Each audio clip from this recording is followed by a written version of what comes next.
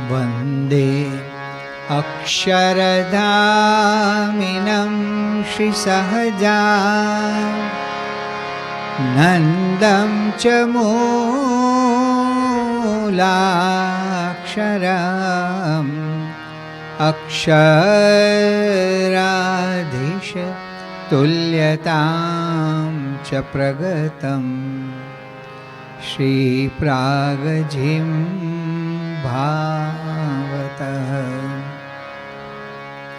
શુદ્ધોપાસન સ્થાપકં ગુરુહરિં યજ્ઞં તથા યોગિનાં ભાસ્વન્तं પ્રમુખં મહાંતગુણિનં શ્રીજી સ્વરૂપં સદા.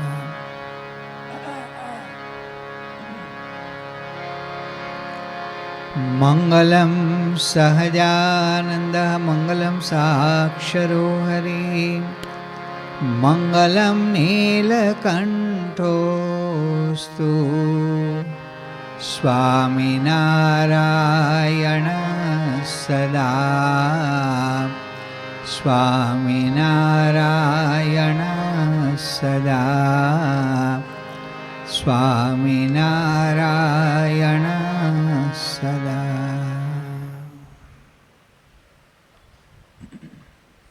સર્વને ઝીલવા માટે વિનંતી છે. સખી સમજણમાં ઘણું સુખ છે. સખી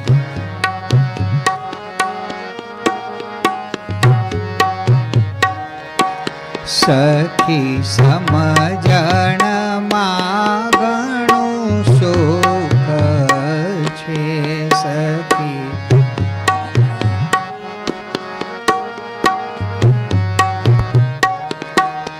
મોટું માતા મરે મોટું માતા મરે જાણજે મન માય કે સમજણમાં ઘણું સુખ છે. સખી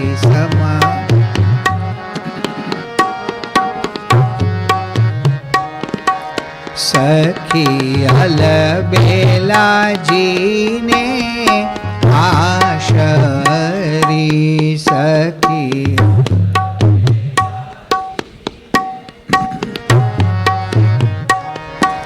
સખી હલબેલાજીને આશરી સખી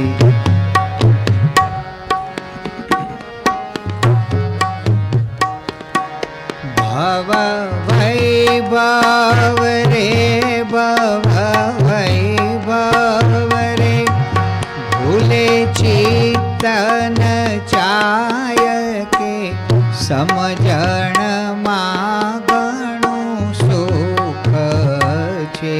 સખી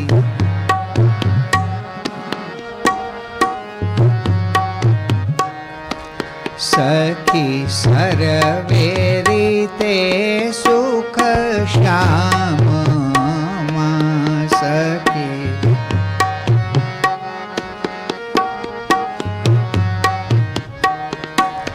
જાણ્યું છે રે જાણ્યું છે રે જે કોઈ જને જરૂર કે સમજણમાં ઘણું સુખ છે. સખી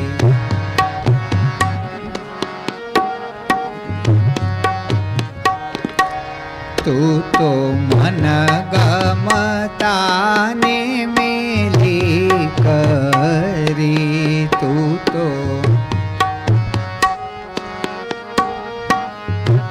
પરિવાર તું તો મન ગમતાને મેલી કરી ગાઈએ તું તો મન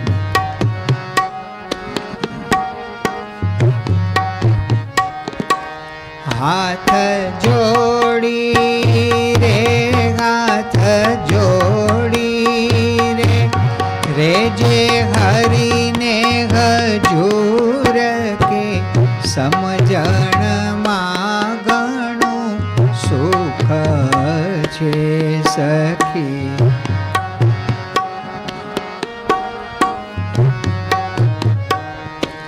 સખી અખિલ બ્રહ્માંડ નાયાત્મા સખી અખિલ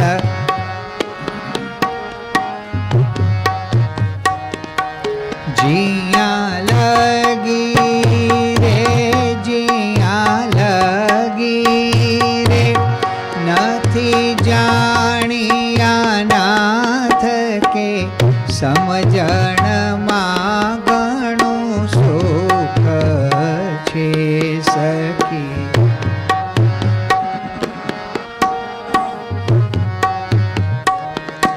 સખી ત્યાં લગી તાપ ટળે નહીં સખી ત્યાં લગી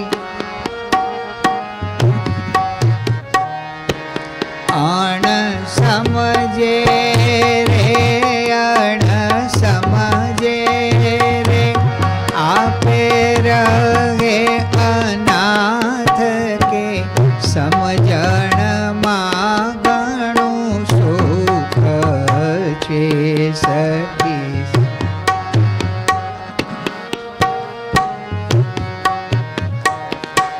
સખી અંતર રહે છે અણો સરું સખી.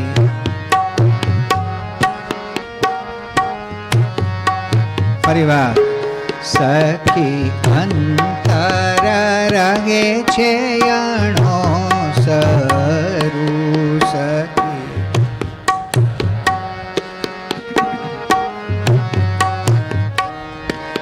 જેવી ઝાંખી રે જેવી ઝાંખી રે રહે દીપક જ્યોત કે સમજણમાં ઘણું સુખ છે સખી.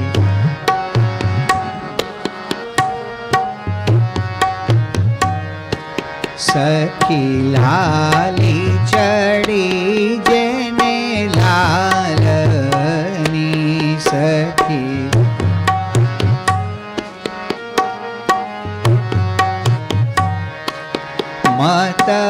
મતવાલી રે મતવાલી રે સદા માણે છે સુખ કે સમજણમાં ઘણું સુખ છે સખી.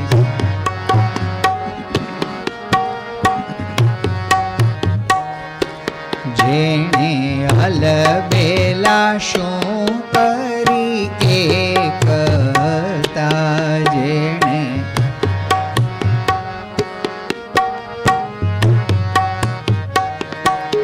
જેણે હલબેલા શું કરી એકતા જેણે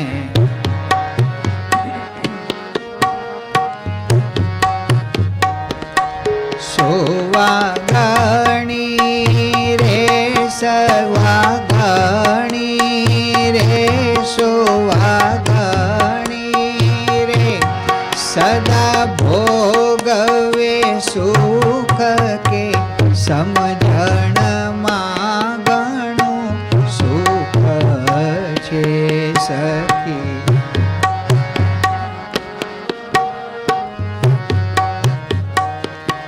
સખી સર્વેનો સ્નેહી શામળો સખી.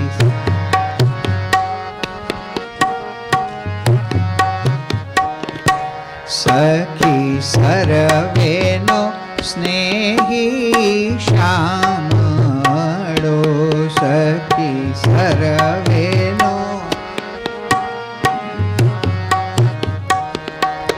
એને નથી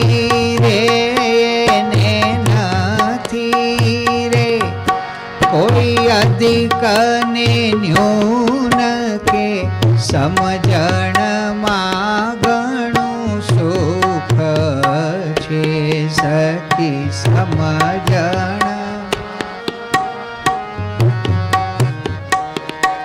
સખી નિષ્કુળાનંદનો નાથજી સખી.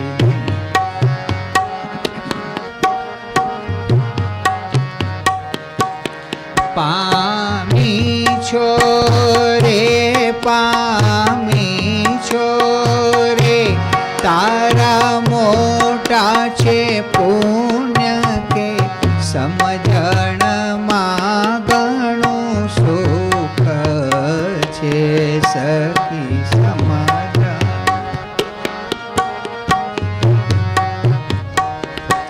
સખી સમજણમાં ઘણું સુખ છે સખી.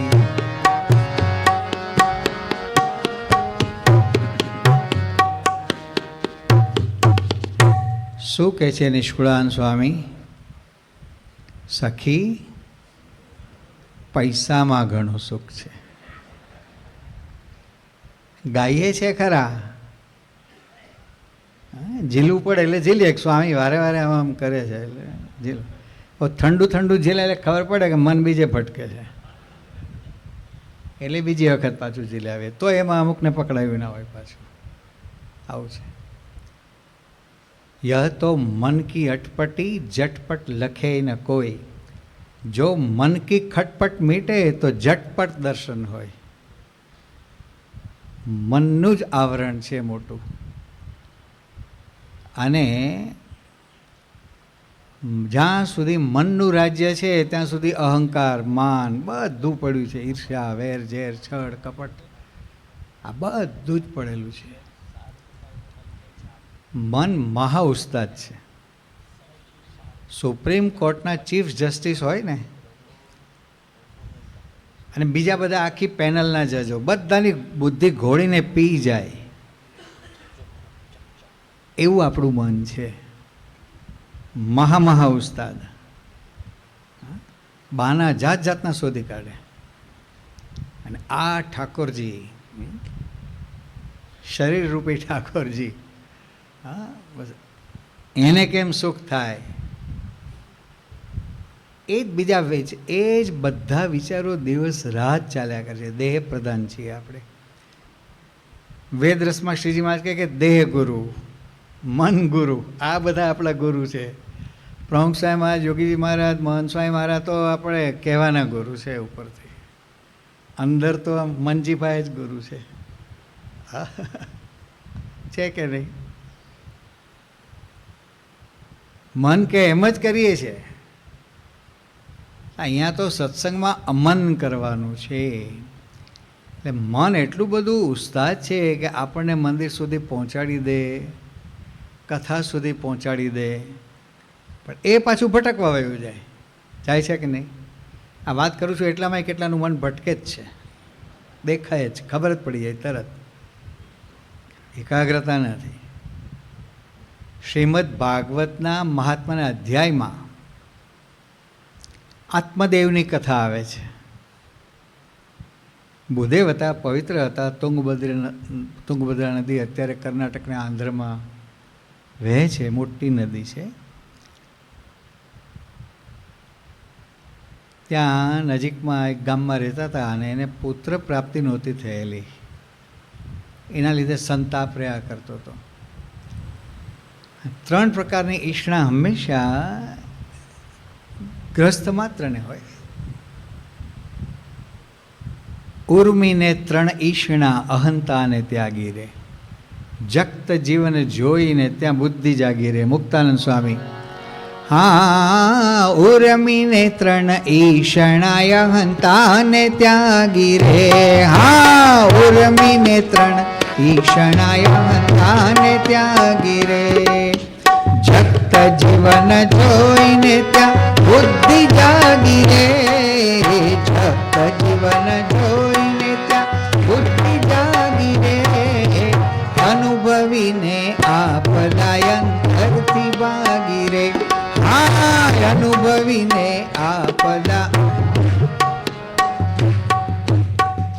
કહે છે મુક્તાન સ્વામી કે ઉર્મિને 3 ઈષ્ણા ને અહંતા આ બધા બહુ નડે છે ભગવાન ભજવામાં. તો પેલા આત્મદેવને પણ હતો પવિત્ર બ્રાહ્મણ, ભજન કરતો હતો, બધી રીતે વ્યવસ્થિત હતું, પણ પેલી પુત્રેષ્ણા રહ્યા કરે. ઉર્મિને 3 ઈષ્ણા, ઈષ્ણા એટલે પ્રબળ ઈચ્છાઓ, પુત્રેષ્ણા, વિત્તેષ્ણા અને ત્રીજી લોકેષ્ણા, કીર્તિ, યશ, માન મળે એની ઈચ્છાઓ બહુ હોય. એટલે 3 પ્રબળ ઈચ્છાઓ હોય. એમાં અમને પુત્રેષ્ણા પીડતી હતી. બીજી રીતે જે કાંઈ આવક એમને જે કાંઈ રીતે થતી હતી એને સંતોષ હતો, એનું કાંઈ બહુ એને એ નહોતું. મને દીકરો થાય, દીકરો થાય. તો વર્ષો સુધી સંતાન પ્રાપ્તિ ન થઈ એટલે પછી જંગલમાં ગયો અને આત્મહત્યા કરવા તૈયાર થયો. એમાં એક ઋષિમુનિ ત્યાં બેઠા હતા અને એને અણસાર આવી ગયો. આમ તો શક્તિવાળા હોય ને, અંતર્યામી શક્તિવાળા, કે એના મનમાં શું ચાલે છે બધું પકડી પડ્યું હશે ઋષિએ. પછી એને બોલાવ્યા, કેમ તું આવું કરવા જાય છે? કે પુત્ર વગર બધું જીવન નિરર્થક છે અને મૃત્યુ પછી પણ પુત્ર હોય તો તર્પણ કરે, અને પુત્ર વિનાનું જીવન બધું જ કોઈ અર્થ વગરનું છે બસ. અને આટલા વર્ષોથી હું પરિણીત છું, ધર્મપત્ની પણ વ્યવસ્થિત છે, પણ જે હોય પણ અમારે સંતાનની પ્રાપ્તિ નથી, એટલે આત્મહત્યા કરવાનો મેં દ્રઢાવ કર્યો છે. પેલા ઋષિ કહે મૂર્ખો થામા, વારે વારે આ મનુષ્ય દેહ મળતો નથી. એક ફળ હતું ને એ એમને આપ્યું, આ ફળ તારી પત્નીને ખવડાવજે, પુત્ર પ્રાપ્તિ થશે. પણ આ બાબતમાં પત્ની અવરચંડી હતી, એટલે કે આ ફળ ખાઈશ તો હું સગર્ભા થઈશ, 9 મહિના સુધી આ ભાર વેંઢારવો પડશે,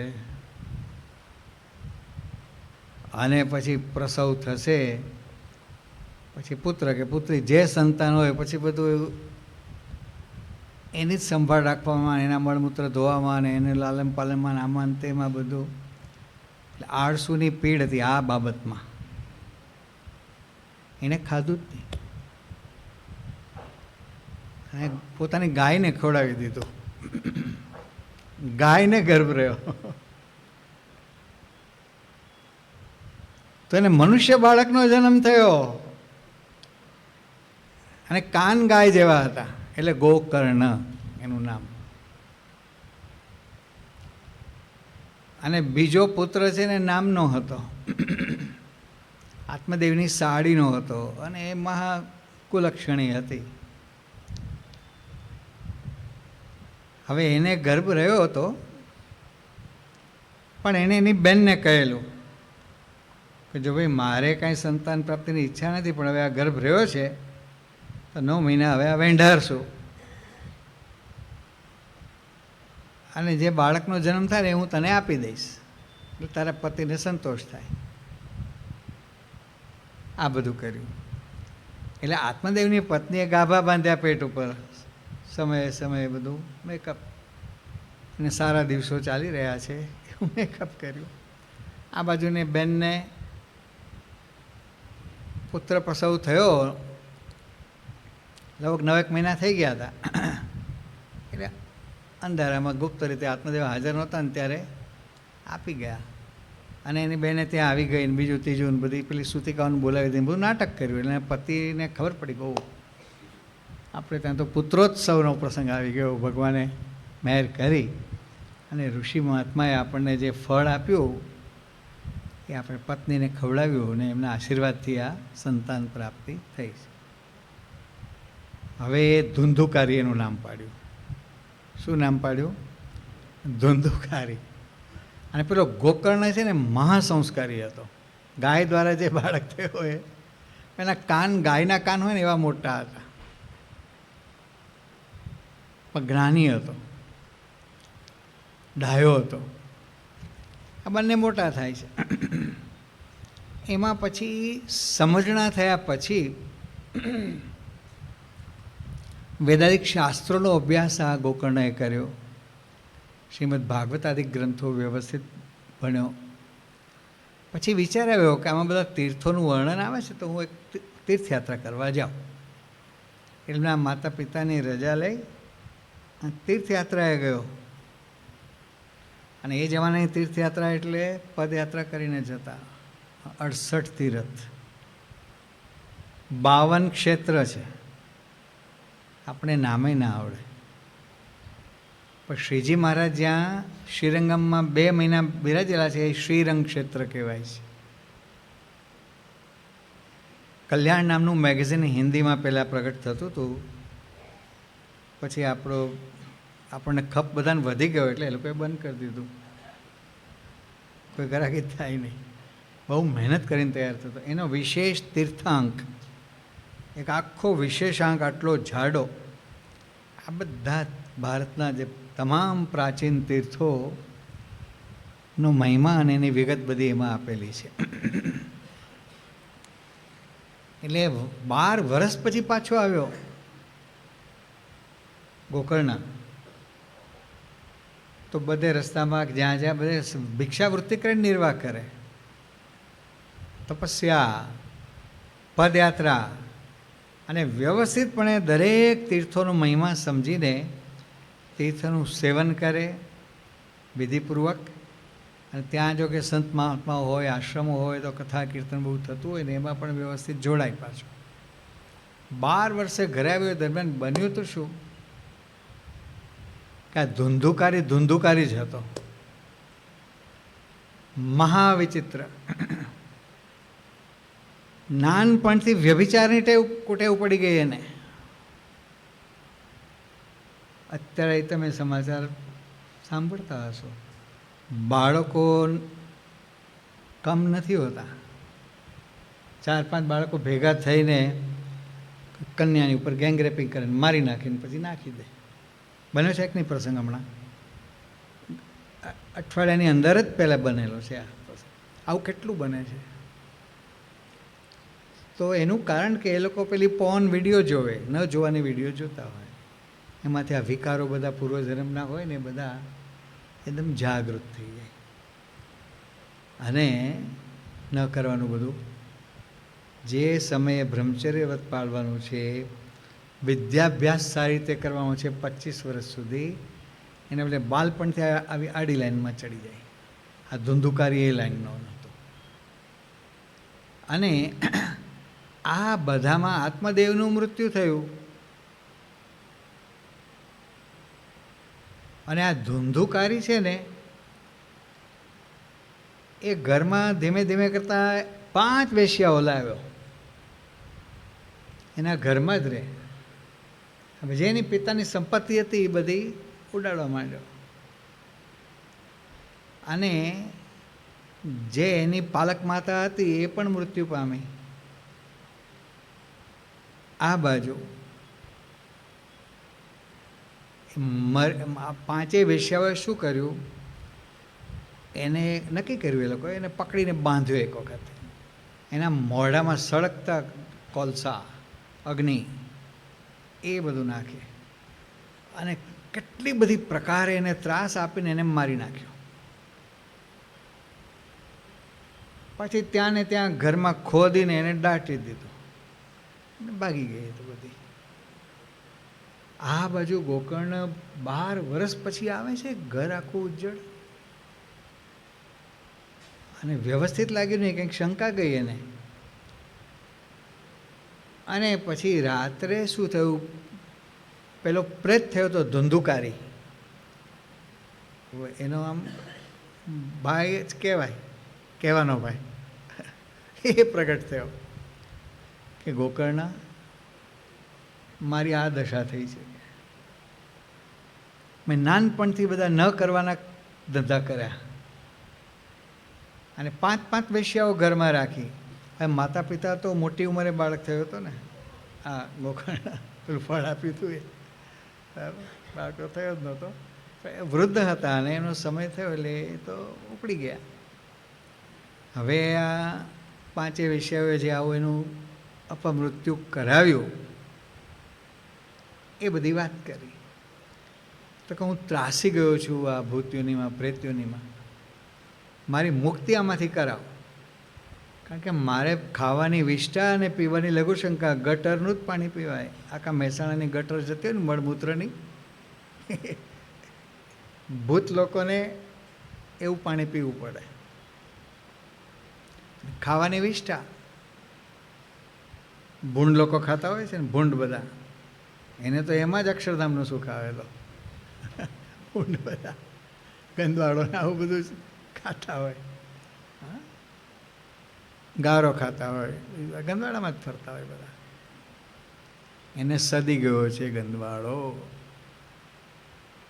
એટલે ઊંચા સુખની કે ઊંચી પ્રકારના ખોરાકની એને કોઈ કલ્પના જ નથી. હા, જીવ માત્રને સદી ગયું છે. અનેક પ્રશ્નો છે ને સંસારમાં, અપરંપાર પ્રશ્નો છે બધા. એમાં પરણ્યા પછી પ્રશ્નો વધે પાછા. શરૂઆતમાં ચંદ્રમુખી, ધીમે ધીમે પછી વર્ષ બે વર્ષે સૂર્યમુખી થવા માંડે, 10-12 વર્ષે પછી જ્વાળામુખી થઈ જાય. છે કે નહીં? આ બધું કેટલા બધા પાર વગરના પ્રશ્નો છે તમારા બધાના. યોગી આપણે કહેતા કે લક્કડ સે લાડુ, ખાએગા તો બી પસ્તાએગા, નહીં ખાએગા તો બી પસ્તાએગા. એટલે જેના પરણ્યા ન હોય ને, મહંત સ્વામી મહારાજ એક વખત ફોર્મમાં આવી ગયેલા બરાબરના. અમદાવાદમાં પૂજા સમયે કેટલા બધા ભક્તો હોય, 20-25 હજાર જેટલા આમ હોય. આખો કમ્પાઉન્ડ બધો ચિકાર ભરેલો હોય, બધે સ્ક્રીનો મૂકી હોય, બીજો હોલે ભરેલો હોય, અને ચારે બાજુ બધું પબ્લિક. એમાં પછી એક વખત કે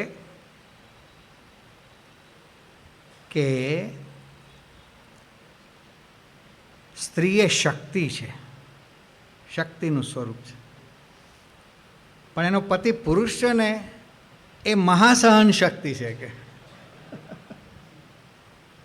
એની ઉપર રોજ બધા પત્રો આવતા હોય. આપણા બીઈપીસના આશ્રિતોના જ વધારે તો પત્રો હોય. અને સ્વામીના હાથે જ નાળિયેર લીધું હોય અને 2 મહિનામાં છૂટાછેડાની વાત પાછી. એટલે સિલવાસમાં હતા મહંત સ્વામી મહારાજ. પ્રમુખ સ્વામી ધામમાં ગયા પછી અમે 9 મહિના સુધી સાથે, એટલે ત્યાં વિચરણનો બધો લાભ મળે. આત્મ સ્વરૂપ સ્વામીને બધા સાથે જ હોય ગાડીમાં. સેલવાસમાં એકવાર રાતે સૂતા પહેલાં કે મારે એક પુસ્તક લખવું છે. કેટલા કાઈ ગયા હશે, કેટલા કંટાળી ગયા હશે અંદર. આ શબ્દ ઉપરથી અનુમાન કરજો કે મારે એક પુસ્તક લખવું છે. કે એટલે આત્મ સ્વરૂપ સ્વામીને બધા હતા ને, એટલે જિજ્ઞાસા વ્યક્ત કરી કે બાપા કયા વિષય ઉપર?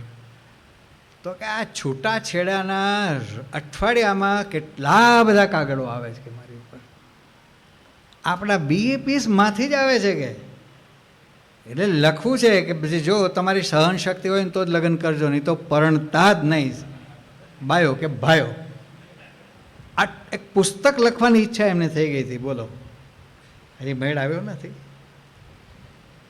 પણ આ બધી ઘરની ડખાડખી હોય ને એમને ગમતી નથી. હા, થોડું સહન કરવું પડે બેય પક્ષે. બંને સમજ કે બંને સ્વભાવયુક્ત છે. ઘરવાળી સ્વભાવવાળી હોય તો તમે કાંઈ ભ્રમરૂપ નથી થયા, તમારો કંઈક પ્રશ્ન હોય બધું. બરાબર, બે એકબીજાના સ્વભાવ સહન કરવા પડે. તો આ લગ્ન કર્યા, પાણી ગ્રહણ કર્યું, એ સારધાર નભે. હવે આ ધુંધુકારી પ્રેત્યોનીમાં છે અને કે મારે તો મળમૂત્ર ને આ બધું મહા ત્રાસી ગયો છું, તું મને આમાંથી મુક્ત કરાવ. કે કેવી રીતે? કે ભાગવતની કથા કરતો. ભાગવત ભણેલા હતા એટલે બધું યાદ આવ્યું કર્ણને, આ ગોકર્ણને. કથા બેસાડી એટલે આખા ગામમાં આમંત્રણે પાછું આપ્યું. અને આ ધુંધુકારી છે ને એ બધા વાંસડા ઉગ્યા હતા બાજુમાં. વાંસ પોલા હોય, અને આપણે ત્યાં લોકોક્તિ પણ છે કે પોલાણ હોય ને એમાં ભૂત રહે. મોટા મોટા ઝાડમાં અંદર બખોલ કરેલી હોય, પંખીઓએ બીજે ત્રીજે એમ થયું હોય ને, તો કે આમાં ભૂત થાય છે. આ બધું સાંભળવામાં આવે છે ને. હજાર હજાર ભૂત પણ રહેતા. શ્રીજી મહારાજ બોલે છે પ્રથમના 10માં પેલો સેવકરામ માંદો પડ્યો ને, તો બોલી ચાલી શકે એવું કશું રહ્યું ને. લોહીના ઝાડા અતિસાર, લોહી ખંડ પેટ બેસણું, લોહીના જ ઝાડા થયા કરે. તો એક સાધુ જાણીને, બીજી કોઈ ઓળખાણ પીછાણ કશું નહોતું, અને રડવા માંડ્યો પેલો કે તમે કાંઈ ચિંતા કરતા નહીં, હું તમારી સેવા કરીશ વગેરે વગેરે. આખી ડિટેલ બધી વિચારવા જેવી છે એમાં. તો એની ખૂબ સેવા કરી છે મહારાજે. આપણે વાત એ કરતા હતા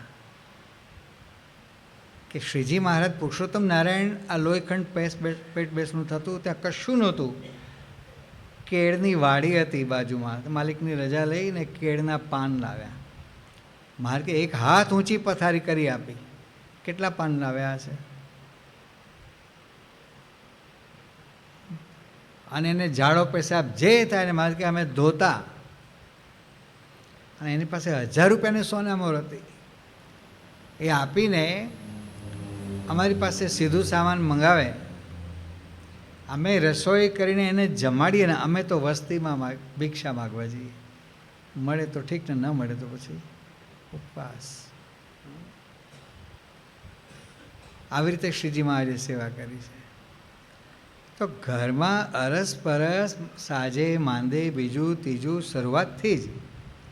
આ તો નવરો બેઠો હોય ને ઘરવાળી છે ને આખો દિવસ ઘરકામ કરતી હોય, એને વાસણ એ માંજે, મદદ કરને, જુવાન છો તું ના, એનું કામ. એવું નથી.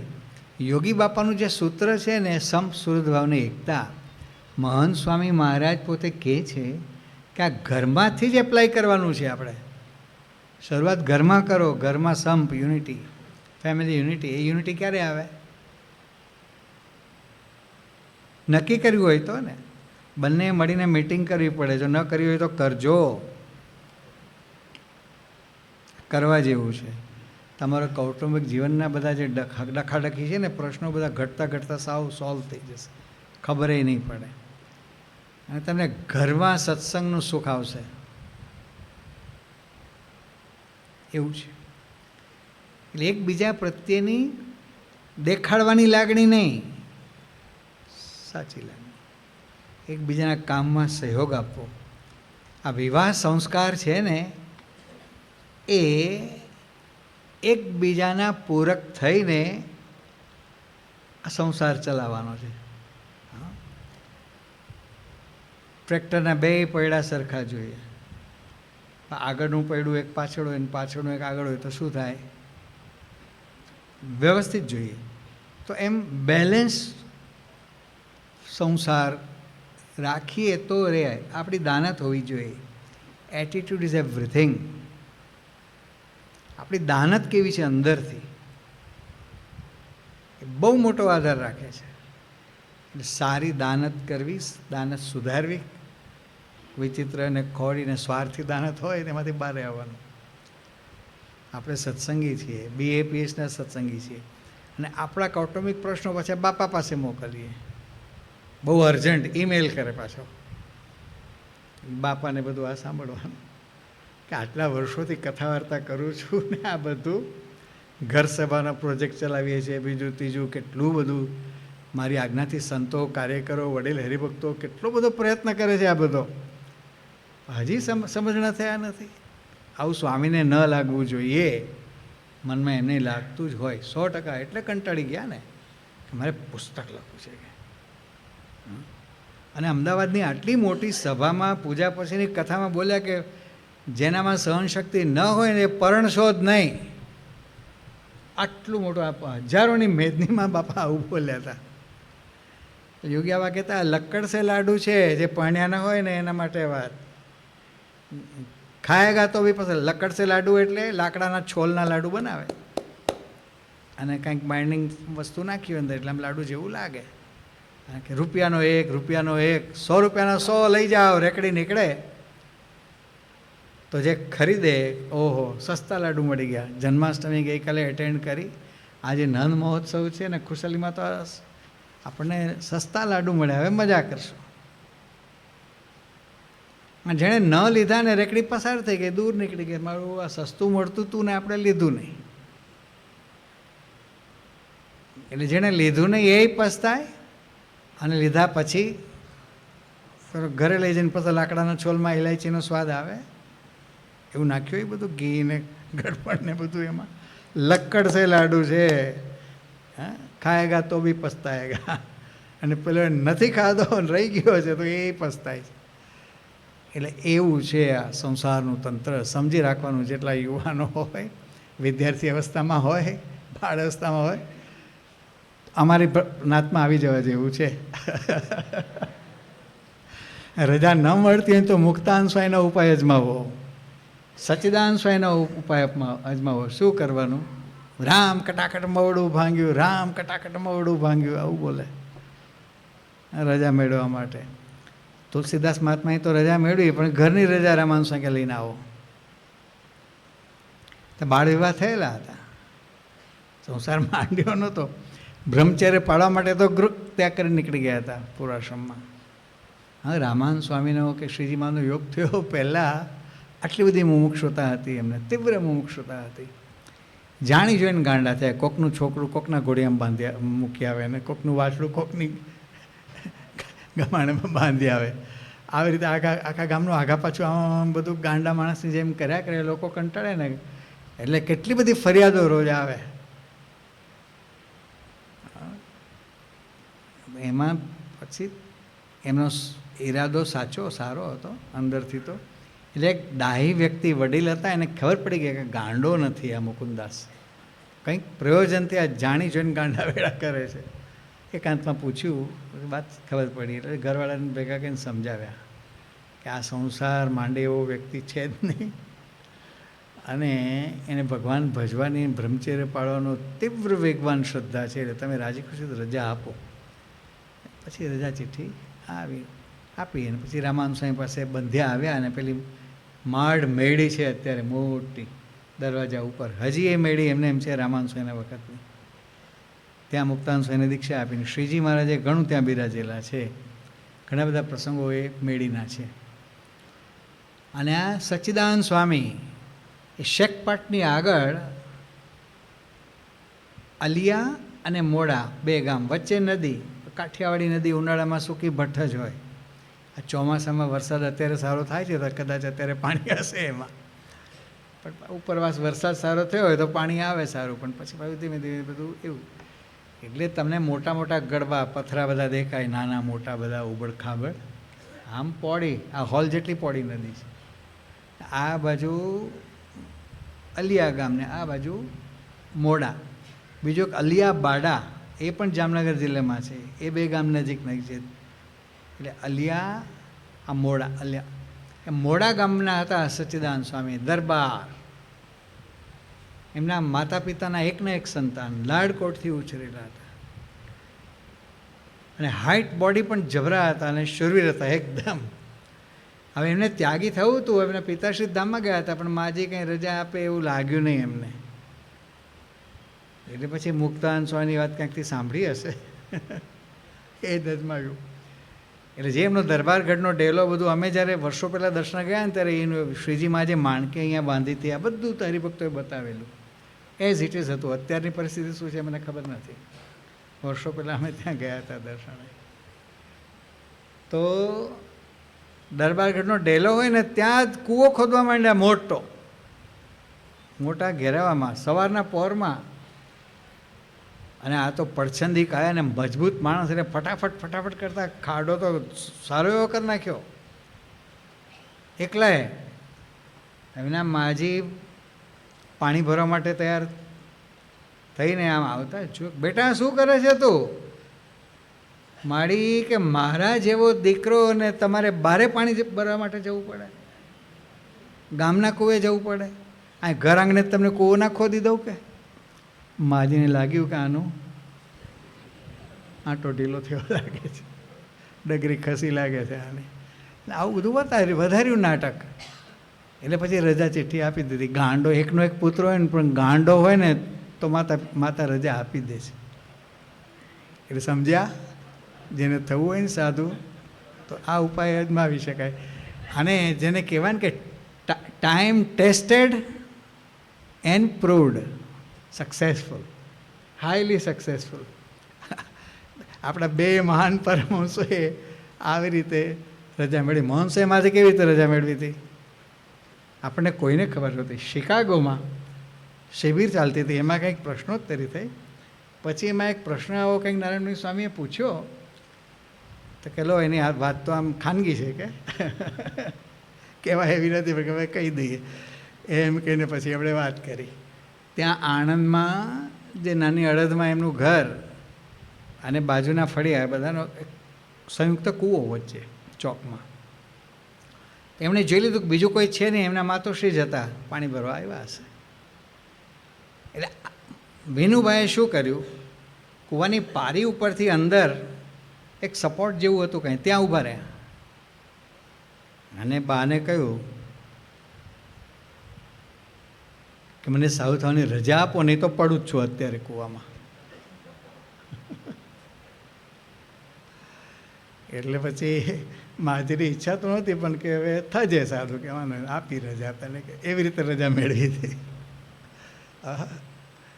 એટલે આ બધું, એટલે જેને રજા જોતી હોય ને એના માતા પિતા નડતા નહીં, કૃપા કરીને આડા ના ફરતા, જાત જાતના બહાના ન કાઢતા. તમે જે કાંઈ હેતપ્રીત રાખો છો ને તમારા અંગત સ્વાર્થ માટે જ રાખો છો. 100% વાત છે કે આ દીકરો મોટો થાય, ભણે ગણીને તૈયાર થાય, કમાતો થાય એટલે આપણને આર્થિક ટેકો થાય, ઘરડા થાય એટલે આપણી સેવા કરે વગેરે વગેરે. તો આ અંદરનો સ્વાર્થ સમાયો છે. અને BAPSમાં જો જે આપણું સંત મંડળ છે, તો કેટલાય માતા પિતાને એકના એક સંતાન, એમાં પરદેશના તો મોટી સંખ્યા છે. અને આ દેશમાંથી પણ વિધવા બેન હોય. સારંગપુરમાં પેલા સંત છે, એનું નામ હતું મિતેશ, 2 મિતેશ થયેલા છે. એક સુરેન્દ્રનગર બાજુનો છે અને બીજો એક નાનો મિતેશ, નામ યાદ નથી આવતું હવે. એના આ સાધક ટ્રેનિંગમાં આવ્યો છે અને પિતાશ્રી ધામમાં ગયા. એટલે સમાચાર આવ્યા એટલે ઘરે ગયો. પછી જે કાંઈ બધું ક્રિયાકાંડ ને જે કાંઈ બધું કરવાનું હોય ને, એટલે પછીથી એને થયું કે હવે તો માતાને એમ થશે ને કે હવે એક જ હું આધાર રહ્યો, એટલે કદાચ રજા તો આપે જ નહીં, મારી ફરજ કે હવે મારે માતાની સેવા કરવી જોઈએ.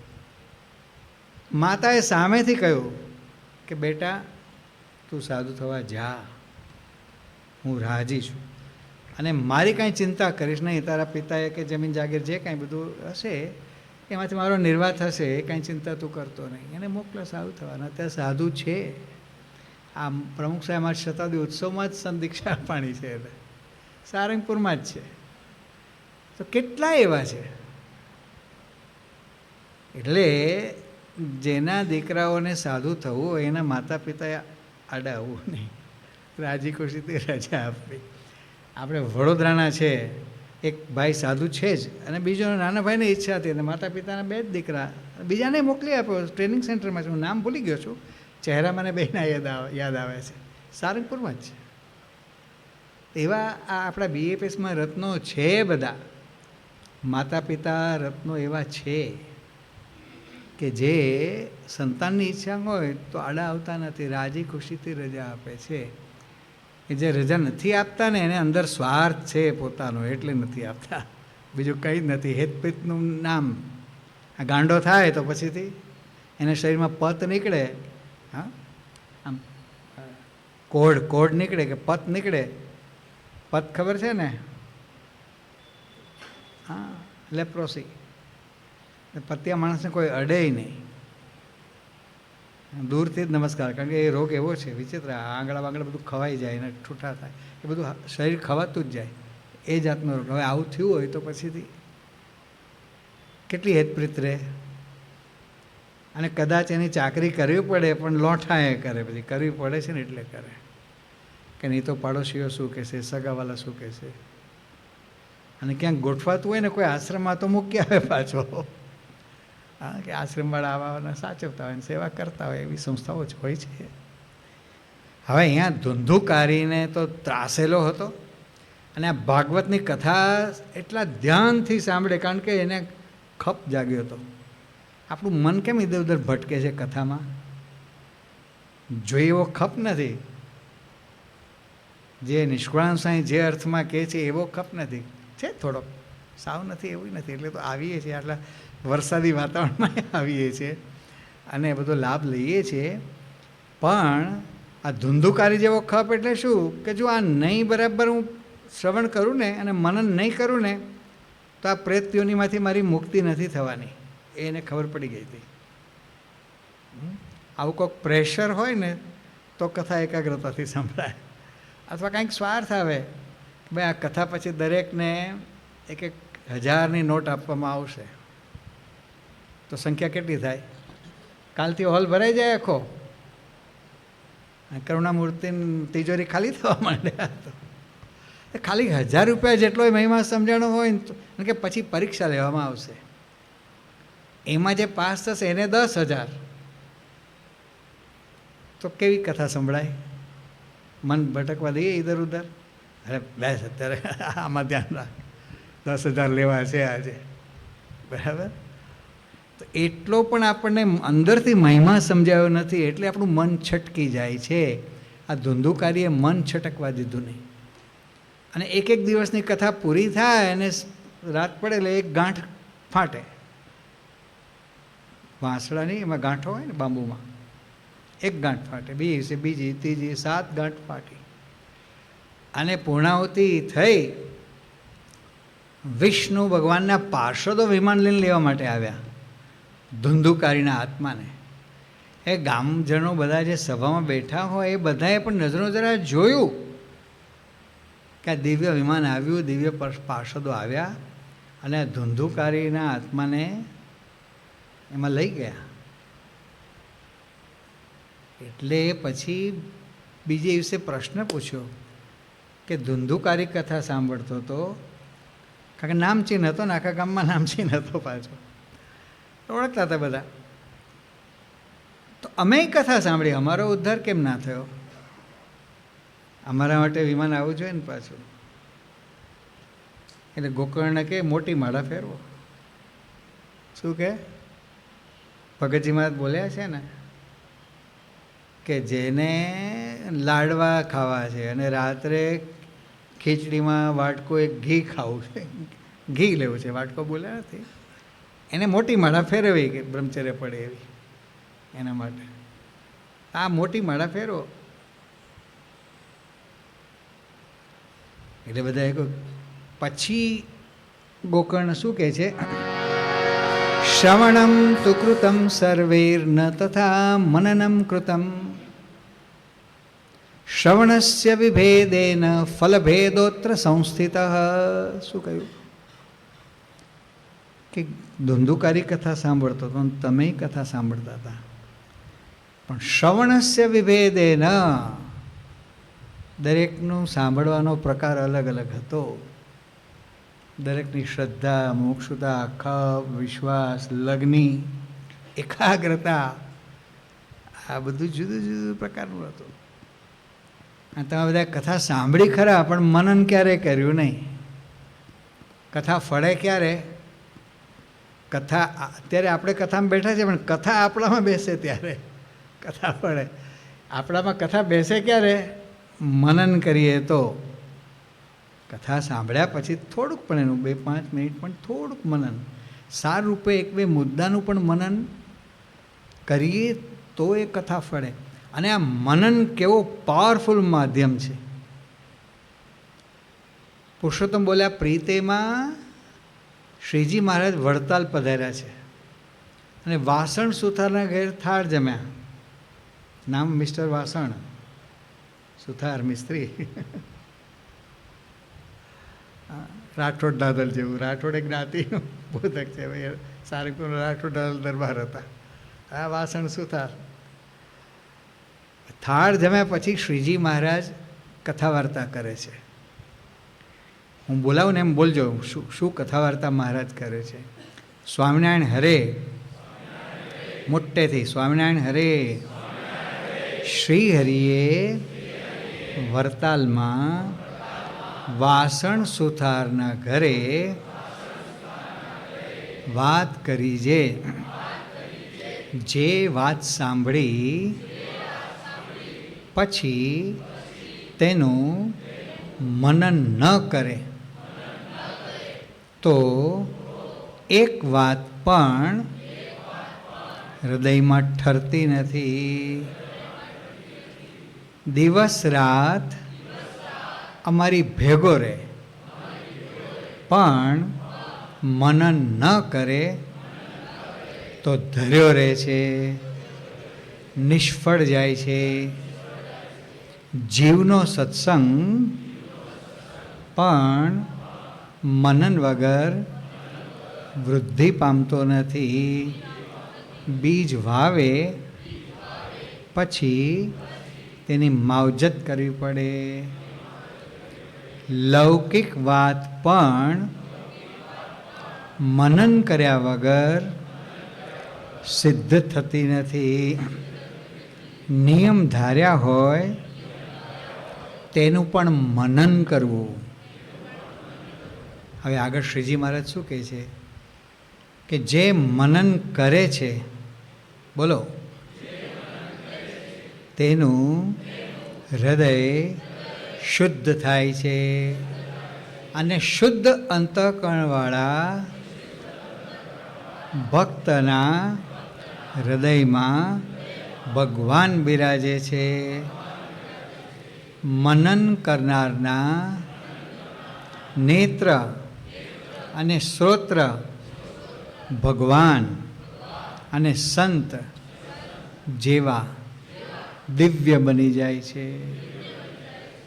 જો આ મનનનો કેટલો મોટો ફાયદો છે કે તમે બધા આવો છો, કથા સાંભળો છો, વધારે સારી રીતે સંભળાય એવું પહેલેથી જ મનજીભાઈને સમજાવીને આવવાનું. જો કથામાં બીજી ડખડ કરવાની નથી. કીધું બધું ઘાટ સંકલ્પ કર્યો તને દંડ કરીશ. વતનાથમાં મહારાજે બધી કળા શીખવી છે કે મનને શું દંડ કરવાનો, કે આત્મવિચાર કરીને દંડ કરવાનો. શ્રીજી મહારાજ કહે છે હા, આંખો આગી પાછી થતી હોય તો ઘડીક આમ જોઈને ઘડીક આમ જોઈને ચાલે છે ને. જો આંખને દંડ દેવાનો, ઠાકોરજીના દર્શન કરવાના, મૂર્તિના દર્શન કરવાના. કેવી રીતે? આંખ પટપટાવાની નહીં, એવી રીતે દર્શન કરવાના. તો નેત્ર ઇન્દ્રિયની ચંચળતા હોય, મારે કે આંખમાંથી પાણી સારી પેઠે ચાલે તો પણ પછી આંખ પટપટાવાની નહીં. આ બધું શ્રીજીમાં જે માર્ગદર્શન આપ્યું છે, પણ આપણે અભ્યાસ કરતા હોઈએ તો ને. વતનાવત કેટલા વાંચો છો રોજ? ધન્યવાદ, વાહ. હવે જે નથી વાંચતા એમાંના કેટલા નિયમ લો છો કે રોજ અમે વાંચશું વતનાવ્રત. ભલે અડધું વતનાવ્રત વંચાય, એક ફકરો વંચાય, 2 ફકરા વંચાય, 1 પાનું વંચાય, પણ જેટલા નથી વાંચતા એમાંના કોણ નિયમ લેવા તૈયાર છે? પૂરો કરો ને. આ તો આમ અડધું બીતા નહીં, બસ શુરવીરતાથી કરવું. હા, તો વતનાવત ઘરે ન હોય તો બુક સ્ટોલમાંથી લઈ લેજો ને, ઘરે હોય તો હવે વાંચવાનું આપણે શરૂ કરીએ. યોગીજી મહારાજે શું મહિમા કયો છે? વતનામૃતની પૂર્વ ભૂમિકામાં યોગી આપાના હસ્તાક્ષરમાં યોગી આપા શું લખે છે? હું બોલાવું ને એમ બોલજો. સ્વામિનારાયણ હરે યોગીજી મહારાજે આશીર્વાદ આપ્યા છે. સ્વામી શ્રીજી સત્ય છે. વચનામૃત એ શ્રીજી મહારાજની પરમ અમૃતવાણી. તેનું જે પાન કરશે તેને મહારાજ પોતાની પાસે બેસાડશે. પ્રમુખ સ્વામી મહારાજના આશીર્વાદ આ સર્વોપરી ગ્રંથનો પાઠ કરનારને અંતરમાં શાંતિ થશે. વારંવાર પાઠ કરનારને આત્મા પરમાત્માનો વેગ લાગશે અને અક્ષરધામની પ્રાપ્તિ થશે. એટલે નિષ્કુળાનંદ સ્વામી કહે છે, સખી સમજણમાં ઘણું સુખ છે. સખી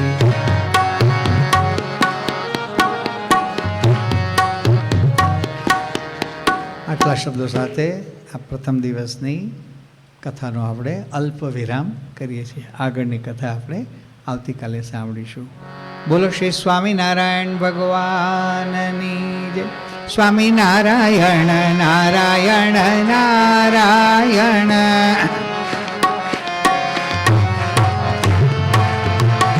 સ્વામી નારાયણ નારાયણ નારાયણ.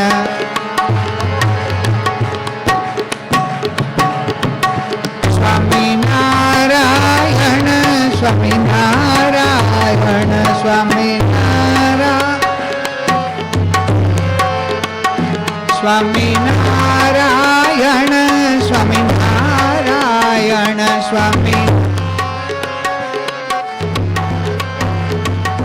સ્વામિનારાયણ સ્વામિનારાયણ સ્વામિનારાયણ સ્વામિનારાયણ સ્વામિનારાયણ.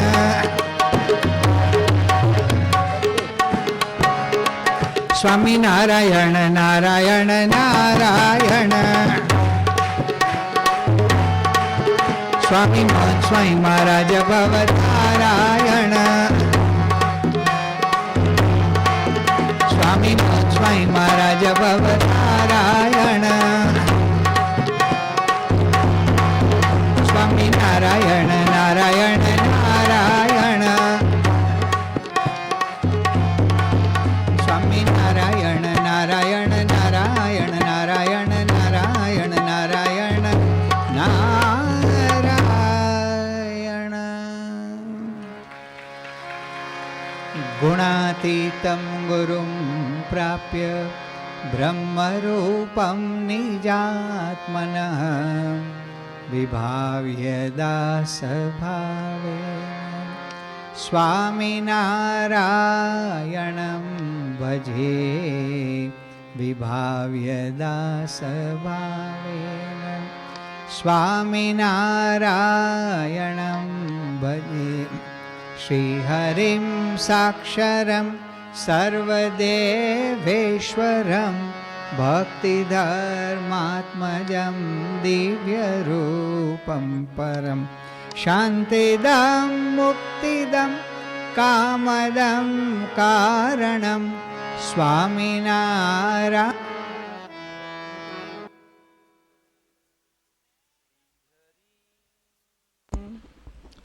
શ્રીમદ ભાગવતમાં આવતા આત્મદેવનું આખ્યાન દ્વારા આપણને ખૂબ સુંદર સંકીર્તન શ્રાવણ માસ પારાયણનું પાન પૂજ્ય યજ્ઞેશ્વર